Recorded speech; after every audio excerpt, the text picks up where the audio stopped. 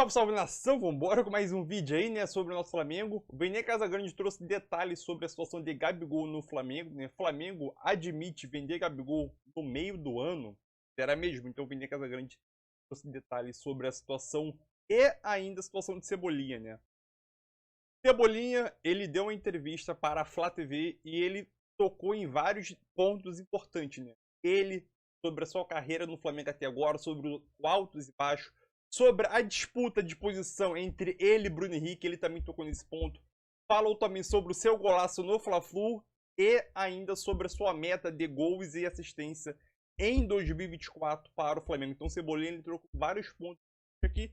E, obviamente, que eu trouxe os melhores cortes aqui para você, com Cebolinha falando sobre o Fla-Flu, sua vida no Flamengo e sobre sua meta e a concorrência entre ele e Bruno Henrique naquela posição ali. Beleza? Então, vamos embora com mais um vídeo.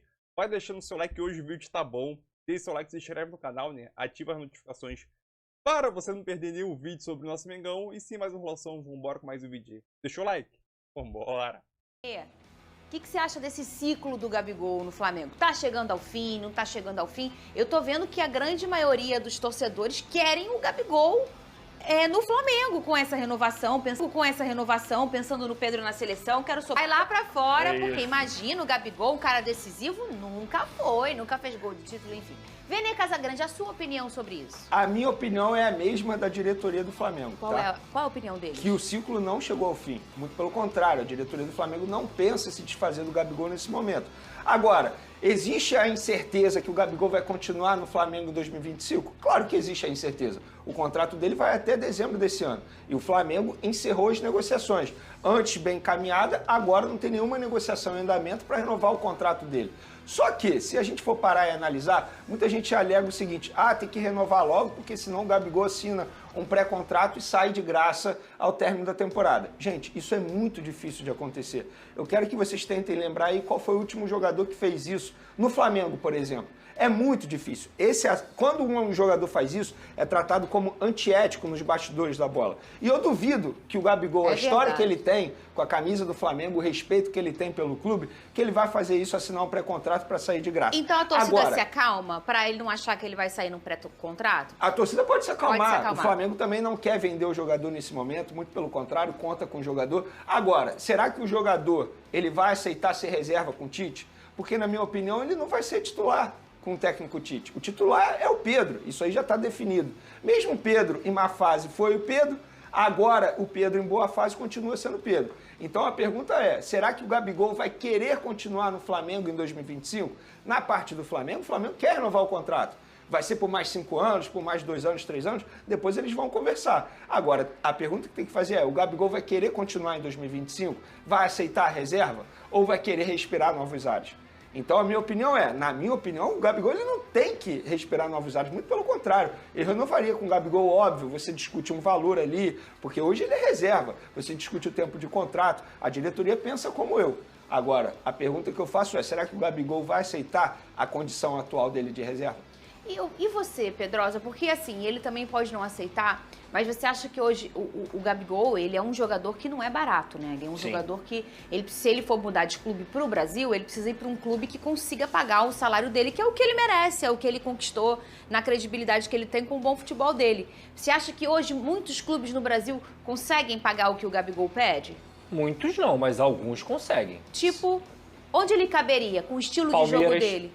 Palmeiras conseguiria pagar o salário dele, o Bahia conseguiria pagar o salário dele, se o Bahia quisesse fazer um investimento, porque tem um grupo City por trás.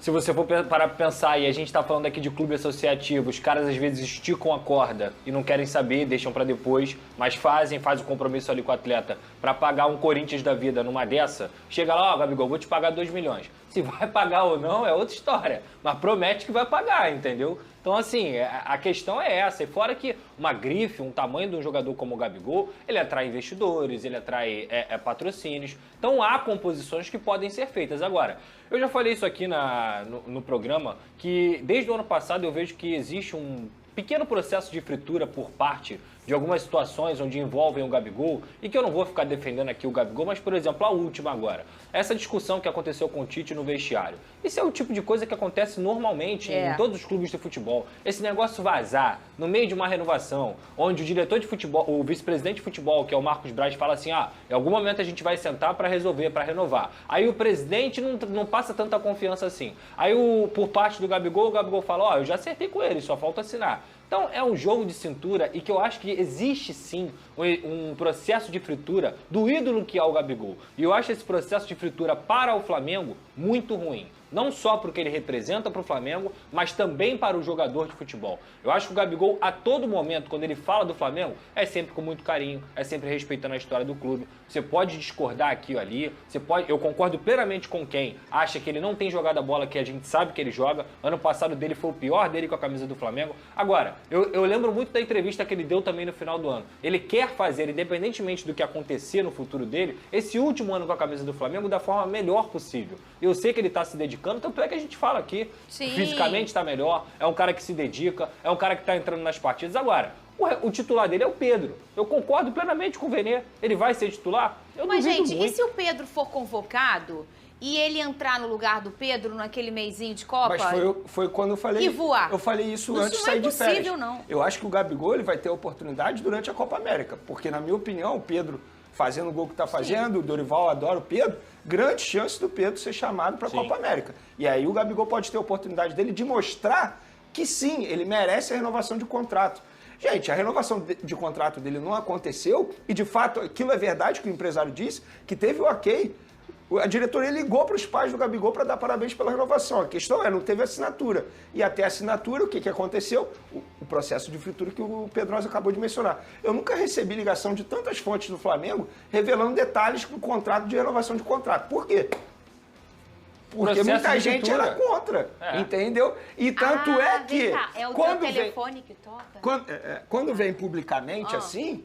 Aí a torcida foi contra e, de fato, acho certo, porque não fazia o menor sentido a renovação naquele momento. Ainda mais pelos valores, pelo tempo de contrato. O Gabigol não estava justificando dentro de campo. Agora, eu acho que dizer que ele tem que respirar novos ares é uma forçação de barra. Respirar novos ares por quê? Ele só teve uma temporada ruim.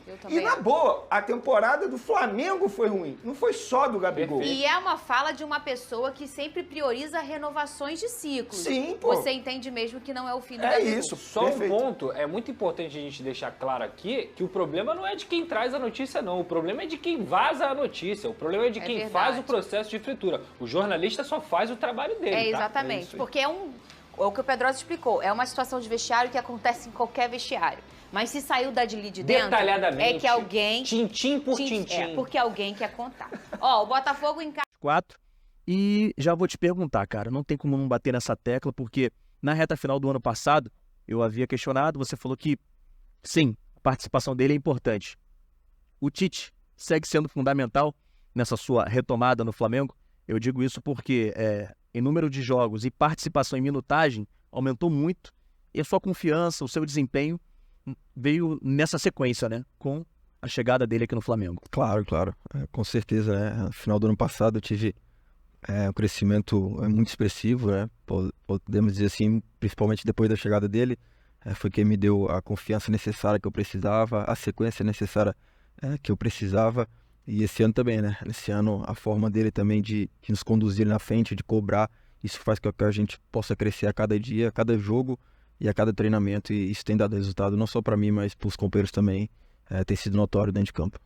Confiança, a palavra que você usou aqui agora nessa resposta. Em se tratando de Flamengo, cara, de um clube dessa magnitude, assim, um jogador quando chega, que às vezes precisa daquela adaptação, precisa daquele tempo próprio para poder entrar no time, mas muitas vezes o próprio desempenho ou necessidade de resultados do time faz com que isso seja mais acelerado, né? A exigência da torcida também. A sua, da onde você tirou esse período de resiliência, de entrar ali no segundo tempo de algumas partidas? No ano passado você foi o substituto, né? O reserva mais utilizado. Da onde que veio a sua para você poder chegar nesse nível que você está hoje? Cara, acho que cada jogador tem o seu tempo, né? Tem o seu tempo de maturação, podemos dizer assim. Tempo de adaptação. Creio que isso é muito, muito pessoal de cada atleta.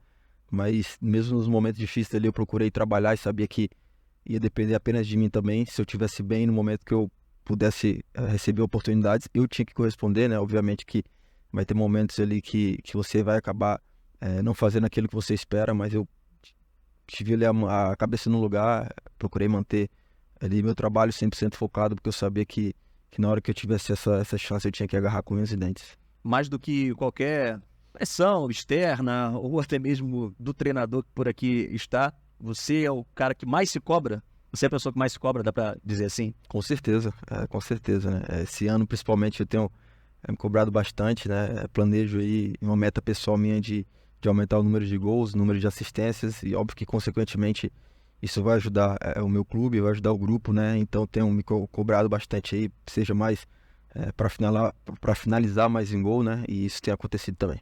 A gente já viu que aqui em 2023, né, o ano passado, você fez 6 gols e deu 10 assistências pelo Flamengo. Então, 2024, já tá no seu caderno aí que tem que passar desse número, dessa... Já planejei, se Deus quiser.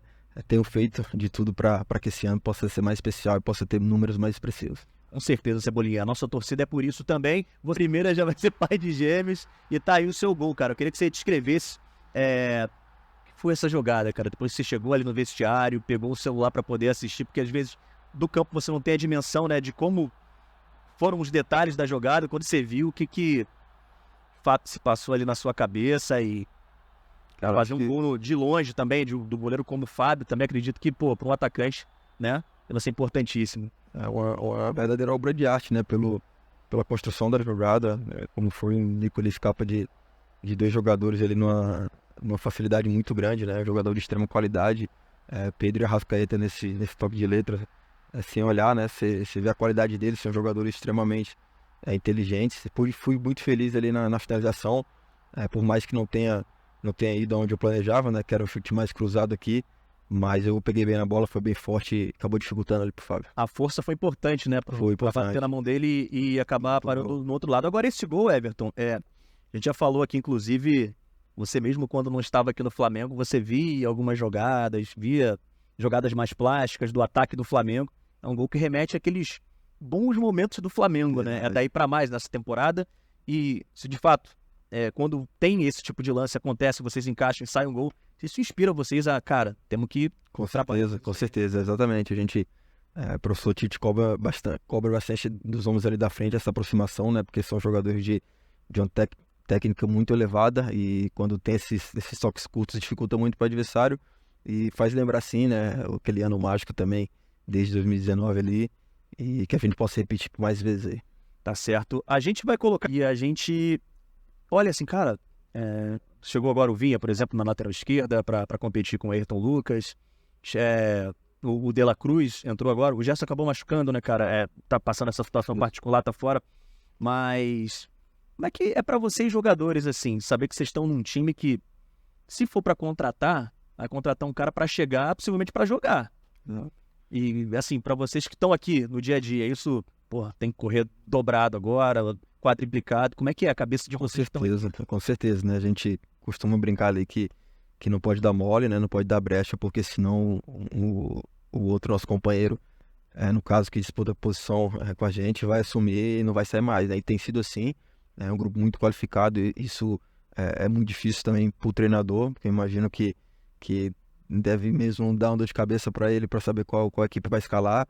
E a gente procura estar todo mundo bem concentrado, tá na ponta dos cascos ali, porque só quem tem a ganhar somos nós, por essa competitividade dentro do elenco, né? Que acaba elevando o nível e o elenco também só tem a ganhar. Particularmente hoje joga no lugar, não vou dizer nem no lugar, né? Mas na mesma posição em que tem um cara à disposição no elenco que é ídolo máximo da torcida, que é o Bruno Henrique. Exatamente. E você percebe quando ele entra como que o estádio vem abaixo. Claro, tem noção da dimensão do tamanho desse cara pro Flamengo.